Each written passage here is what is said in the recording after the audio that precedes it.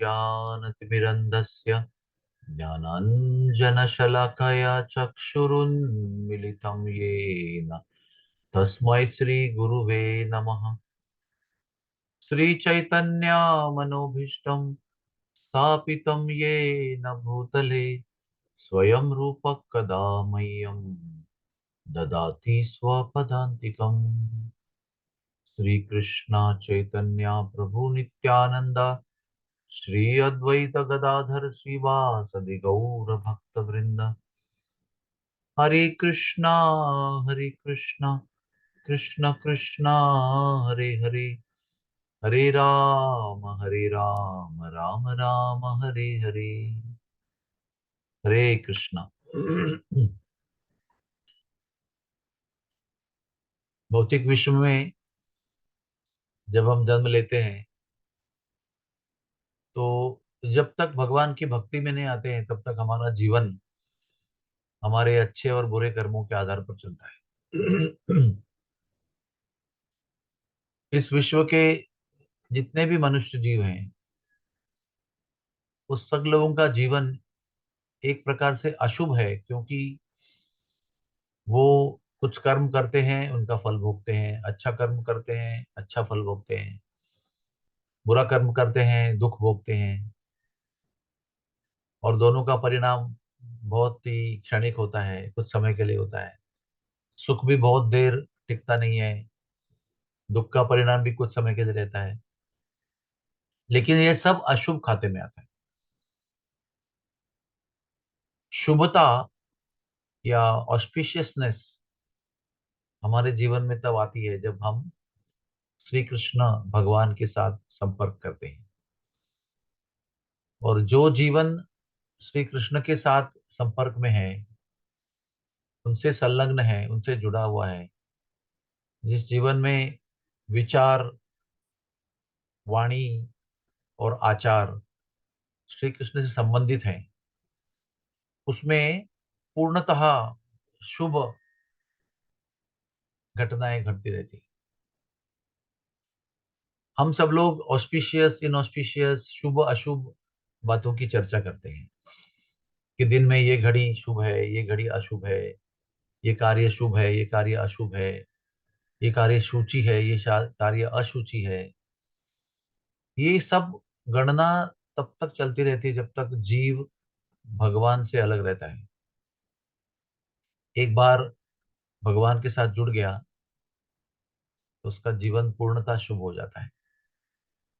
यहाँ तक कि रूप गोस्वामी के द्वारा बताई गई जो शुद्ध भक्ति की प्रक्रिया है, प्योर डिवोशनल सर्विस, उनके 6 गुणों में से एक गुण है शुभदा। भगवान की भक्ति, भगवान की शुद्ध भक्ति जो है बहुत शुभ है, शुभता को प्रदान करती है। It is all auspicious. इसलिए कार्तिक महीने का समय आ रहा है, निश्चित रूप से वो शुभ है।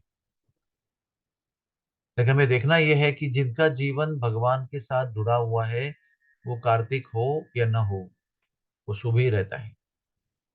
और कार्तिक महीने फिर क्या होता है, उसकी शुभता और अधिक मात्रा में बढ़ती रहती है। यहाँ तक कि वो जो शुभता जो है वो केवल कर्मकांड के दृष्टि से शुभता नहीं रहती है, वो दिव्य हो जाती है। वो स्थिति जो शुभता की है वो दिव्यता में परिवर्तित हो जाती है। तो हमें देखना है कि जब हम कार्तिक में कुछ व्रत ले रहे हैं तो हम केवल शुभता शुभता के आधार पर व्रत नहीं ले रहे। हमारा व्रत दिव्यता के स्तर पे होना चाहिए।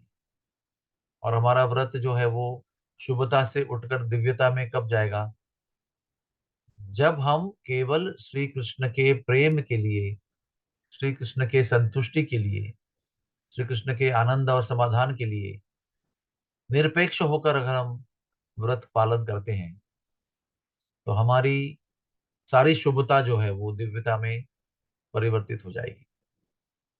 हमें देखना यही है कि हम केवल शुभ शुभ स्थिति में रहने का प्रयास न करें। जैसे ही भगवान का संपर्क हो गया हमारा जीवन शुभ हो ही गया है।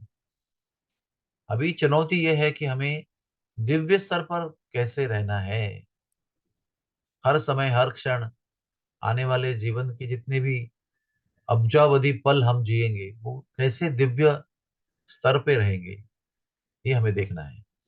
हमारे कर्म, हमारे विचार, हमारी वाणी, हमारे आचार, ये हमारे जीवन को शुभ अशुभ बनाते हैं, दिव्यता से भौतिकता में लाते हैं।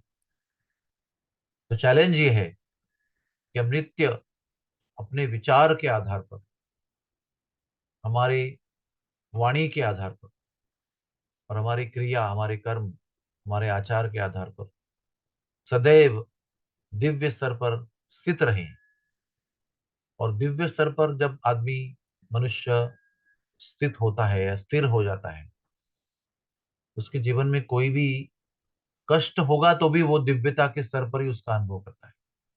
सुख होगा तो भी उसको दिव्यता के साथ भगवान भगवान के संपर्क के विषय में जोड़कर उसे दिव्यता का ही अनुभव व्यक्ति करता है।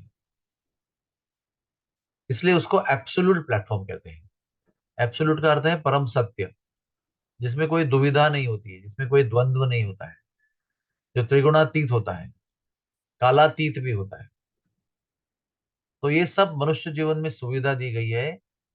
मनुष्य जीवन की ये महिमा है कि हम अपने जीवन को सदैव शुभ रख सकते हैं, सदैव अपने जीवन को दिव्य स्तर पर रख सकते हैं। एक संत की संगति चाहिए, भक्तों का संग चाहिए, और भगवान नाम का निरंतर जप होना चाहिए। और भगवान से, विचार से, चेतना से हमें सदैव जुड़े रहना चाहिए। हरे कृष्ण कृष्ण कृष्ण हरे हरे, हरे राम राम राम हरे हरे।